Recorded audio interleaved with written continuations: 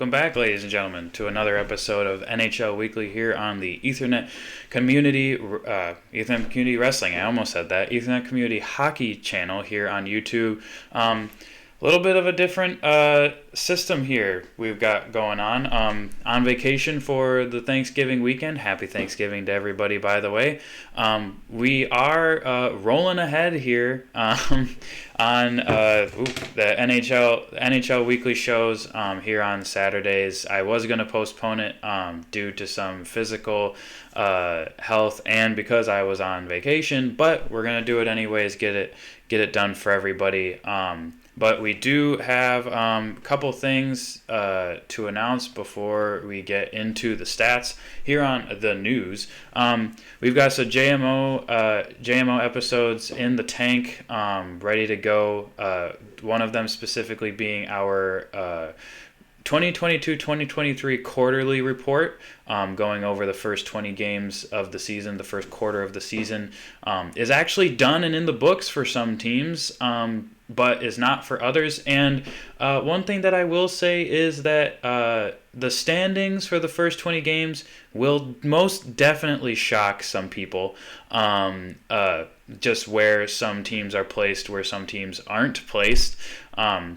There are teams that are at the top of their division right now, but in the first 20 games, were not anywhere close to the top of their division for those first 20 games. There's some teams that have lost every game since the first 20 games and have plummeted down the standings from their first 20 games, but I digress.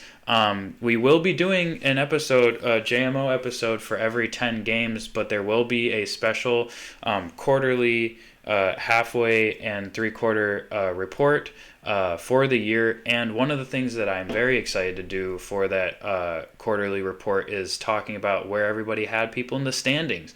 My standings predictions are not doing great, needless to say. But that all being said, today is November 26th. We are in the 7th week of NHL Weekly here. But what we're going to do is we're going to shoot on over to this screen here. Hopefully everybody can see what's going on in that screen there. But if we take a look at this last week, all of these numbers, again, between the bolded hash marks is a full week. We do see a couple teams with losing streaks, actually quite a few teams with losing streaks, a couple of them with only 2 losses, but that's still a streak. That would be Columbus and Edmonton, and then as well as San Jose and St. Louis. We do also have a bunch of other multi-game losing streaks. That would be Florida, Chicago, Carolina, and Calgary. What is happening with the C-name teams?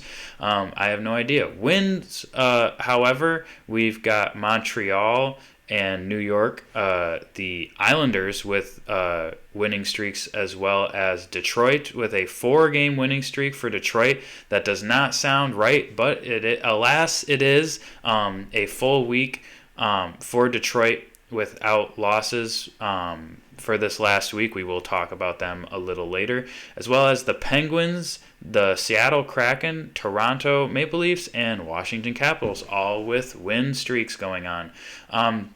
One thing that I was considering doing is flashing back and forth when I'm doing all of this fun stuff here, but I can't quite figure out what I want to do for that yet, so that'll be something that we'll have to take a look at in the future. But for today, this is what we've got. As you can see, we got the teams for, this is week 7. We've got teams, wins, losses, shootout or overtime losses, their points, and then the games played in that week. I'm just showing you that now because it's hiding right there.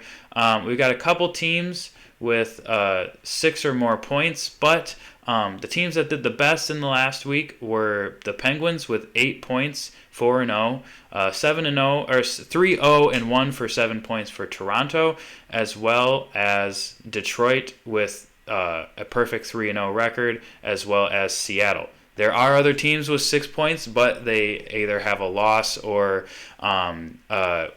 which team was that? I'm trying to look real quick. There was a team, Dallas, who was 2-0-2.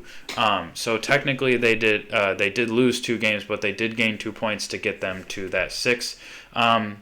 add this week to all of our other weeks, and where are we? And we get the division standings. We've got Boston, Toronto, and Detroit at the top of the Atlantic Division, followed closely by Tampa, Montreal, Florida, Buffalo, and Ontario. Ottawa. The Ottawa Senators, not the Ontario Senators. The Metropolitan Division, New Jersey, New York, Islanders, Pittsburgh are in the top three, and then Carolina, New York Rangers, Washington, Philadelphia, and Columbus. In the Western Conference, we've got in the Central Division, Dallas, Winnipeg, and Colorado at the top. St. Louis, Nashville, Minnesota, Arizona, and Chicago right outside. Well, not right outside of those three guaranteed playoff spots. We got Vegas, a shocking Seattle Kraken, and LA Kings in the top for the Pacific Division. Calgary, Edmonton, right next to each other. Vancouver, San Jose tied, and then Anaheim with 13. After last week, having every team finally make it into, at the very least, double digits for points. The teams that did make double digits for points still not doing great. We do have quite a few teams who still are not in that 20s or higher, but they'll get there, hopefully for some of them. Take the divisions, you slap them together to get the wild card.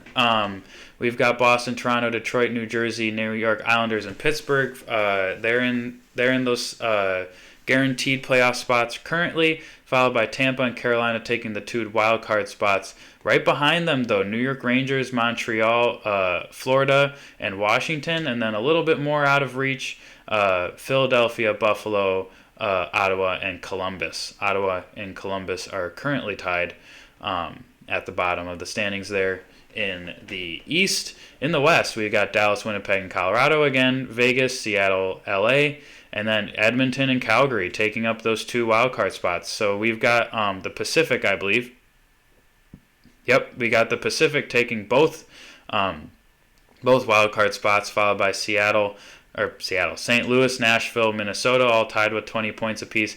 Arizona, Vancouver, San Jose, all tied with 17. Chicago and Anaheim to fill out the rest of the Western Conference. Smack all 32 of those teams together, and you get our cumulative week 7 standings. We got Boston at the top with 36, New Jersey Devils with 34, and Vegas with 33. As you can see, none of them have moved from their spot from last week. But up 4 spots is Toronto in 4th. Dallas has not moved, and then New York Islanders moved up 1 spot. Seattle and Detroit moved up 4 spots. Lots of movement this week, as you can see, especially in the middle here. And then who moved the most would be Carolina, moving down 7 spots. Now, if we take a look at past 10 games for Week 7, past 10 games, there we go. Past 10 games, we got Boston with 16 points. We've got New Jersey Devils with 18. Pittsburgh with 17, Seattle with 17, and Toronto with 15. Obviously, 9-1-0 being the best record there for New Jersey. And then as we get closer to that 10-game spread here, we've got a couple more teams that still need to reach 20 games in order for us to get this from 11 to 20 is where it'll go right here, and then we will take a look at that when we get there.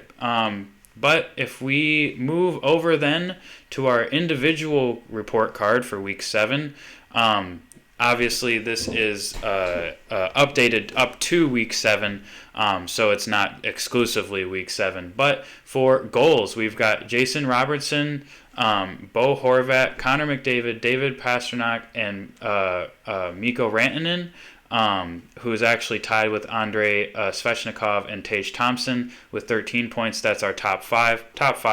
Obviously, Jason Robertson there with 18. And then a couple non-ranked or unranked, however you want to say it, players for this last week. Timo Meier as well as John Tavares, Logan Couture, William Nylander, and Jamie Benn entering back into the chart. Take a look at assists. We got Matt Barzal, Nathan MacKinnon, Nikita Kucherov, Leon Draisaitl, and Mitch Marner filling out the top 5 there, 23 to 20 points. A couple people with 18, 17, 16, 15 points, or assists, I should say, not points, assists. And then a lot of movement going on, including which, if we take a look, might be the first week that there hasn't been any move, or every single spot has moved since the previous week. Sidney Crosby, Rupe Hintz, as well as Rasmus Dahlin, Jack Eichel, and Kevin Fiala entering the chart this week. Put the goals and assists together, you get the points for this first almost 20 games for some, more than 20 games for others. As you can see on this side, you'll see that there's anywhere between 18 games and 23 games. Very impressive that people with 18 games would be getting just as many points as people with 23. But that all being said, we've got Connor McDavid, Jason Robertson, David Pastrnak, Leon Draisaitl, and Nikita Kucherov at the top 5 for points, 35 to 31 points for them. And then not a whole lot of movement at the top there. McDavid, Draisaitl, Pastrnak, and Kucherov all non-moving players. Now, if we take a look at goalies, if you give me 1 second to scroll up here. See, and this is exactly why I would love to have some sort of screen up so that you guys don't have to see me zooming around so much. But somebody who really impressed this last week when it comes to goalies is Ville Husso. Obviously not at the top of the standings for goalies this last week, but he did record his third shutout, which puts him at the top of all goalies as the leading shutouts performer up to this week. I don't know if anybody else has since, or if anybody will tonight, I should say, or this coming week, obviously, blah, blah, blah. Linus Ullmark, Vitek Vanacek, Ilya Sorokin, Ilya Samsonov, and Logan Thompson at the top there. This is one of the first weeks in a while that Vegas has not had 2 goalies in the top 10. Linus Ullmark, Ilya Sorokin, Alexander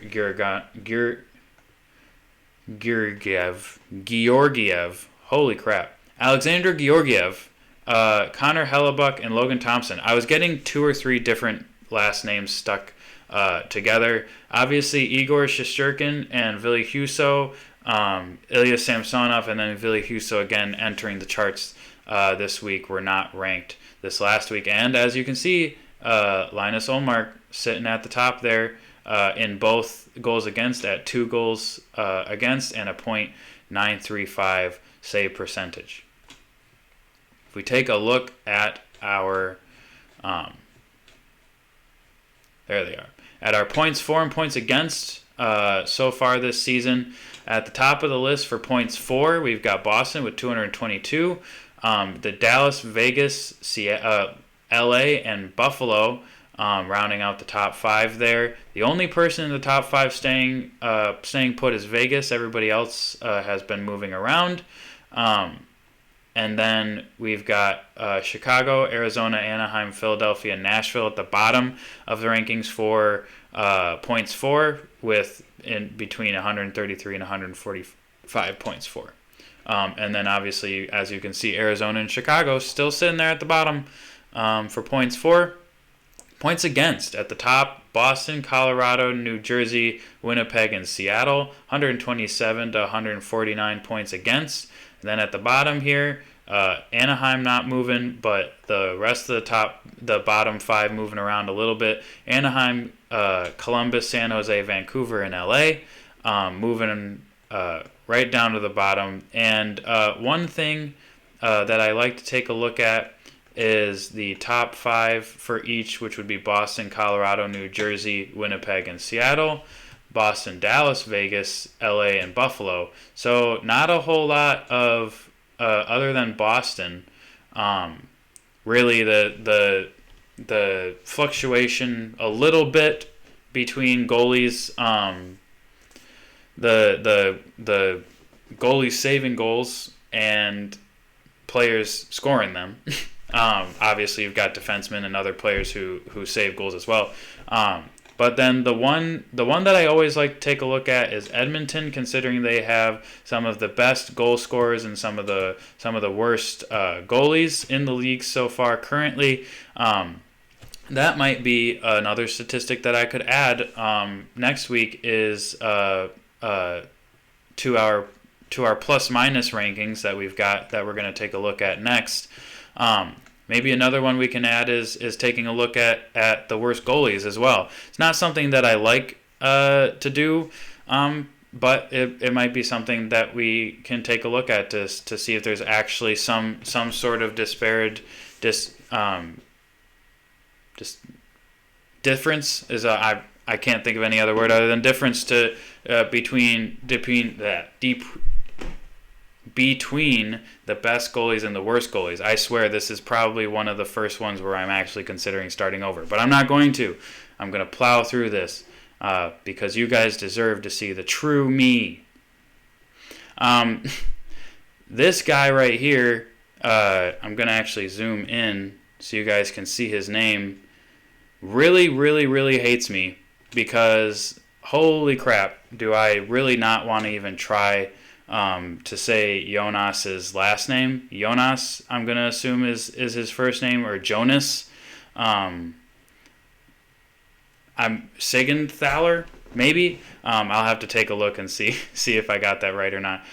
These are the plus-minus records. So the higher you are on the plus side of it, the better you are. Higher you are on the negative side of it, obviously the worse off you are. Lindholm, Graves, Eichel, and Larson filling out the top five with a couple other people tied with Larson, Eichel, Pavelski, and Tatar for 16 and 21. The plus or minus record, obviously, plus 21 points. Dougie Malatin, Braden McNabb, and Mark Stone entering the top 25 for plus. If we go into the negative side, unfortunately, Drake Batherson, Mario Ferraro, Torrey Krug, Philip Kershev, and Jacob Bryson. And Bryson is tied with Jordan Kyrou and Ryan O'Reilly with negative 13 up to negative 15.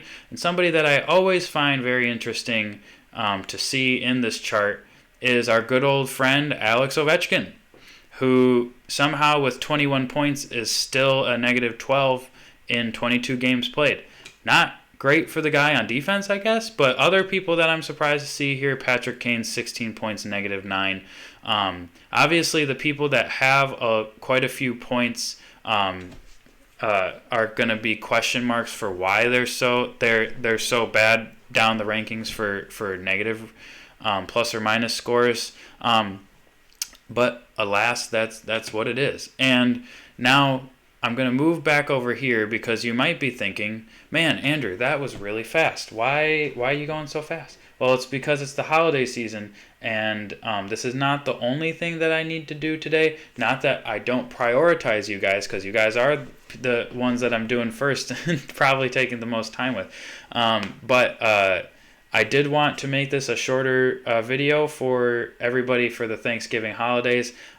So with that, I'm actually going to say goodbye because it's Thanksgiving. And I want to go be with my family. Aw. With that, I'd like to say like, share, subscribe. Share obviously is the big one. If you know somebody who's big into hockey who hasn't found the channel yet, go ahead and see if they're interested. If they're not, that's fine. If they are, tell them to come say hi in the comments section. Tell me what you guys want me to do a JMO show episode on next. And with everything else that we're doing, hopefully we can get an episode of the JMO show out this coming week before NHL Weekly next Saturday. And with that, I will say see you again next week, everybody. Bye.